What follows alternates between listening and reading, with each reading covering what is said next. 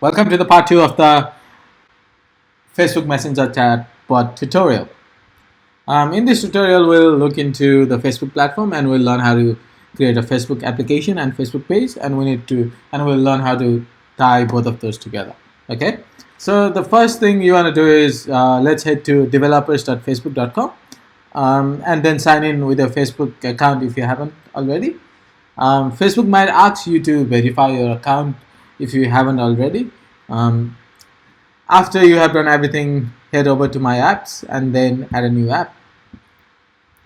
You can call this app whatever you want, but for now our bot mainly does image resizing, so I'll call it image resizer.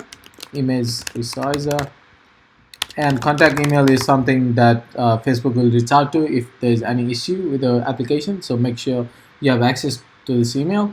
Right now I'm putting my personal email and hit create app ID, and this is just like a captcha thing, BFP.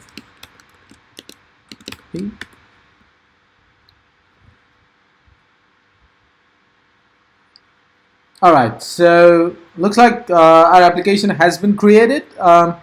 Facebook has given us 3 scenarios that we might use this application for, but we are not using any of these, so I'll just click skip. What we want to do is we want to add 2 new things to this application. One is Messenger and the other thing is webhook. So I'll head over to products. It should be on the left hand side. Alright, so Messenger is top 1 on the list. Click on setup.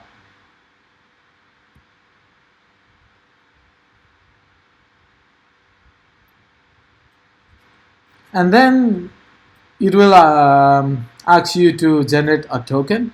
For now, I'm just going to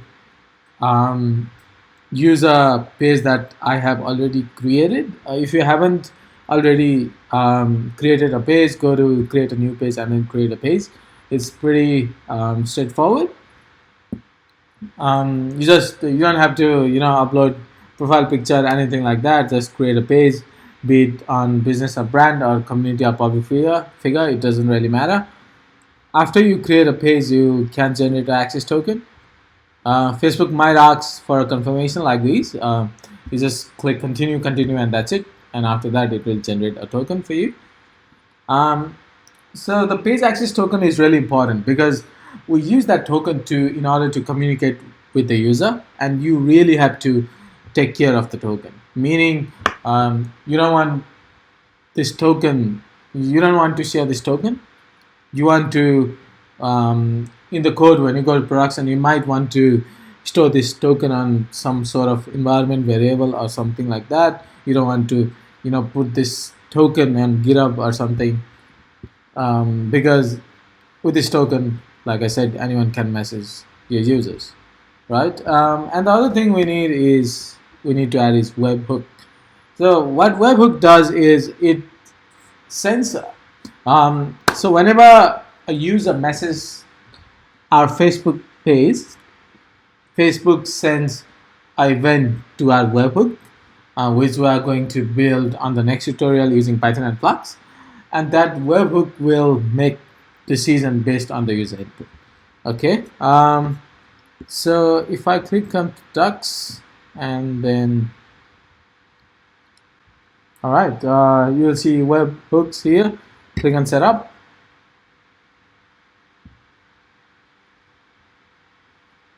We haven't created any webhook as of now, so we won't be doing anything here. But just so you know, the drop down should be on the page, and we should be subscribing to the event. Okay. For now, we won't do anything here. Well, that's it for now. In the next tutorial, we will create a Python and Flux webhook, and then we will make sure whenever a user communicates with our page, the webhook can automatically reply to the user, meaning we'll create a chatbot in the next tutorial. Okay. All right, guys, I'll see you in the next one. Cheers.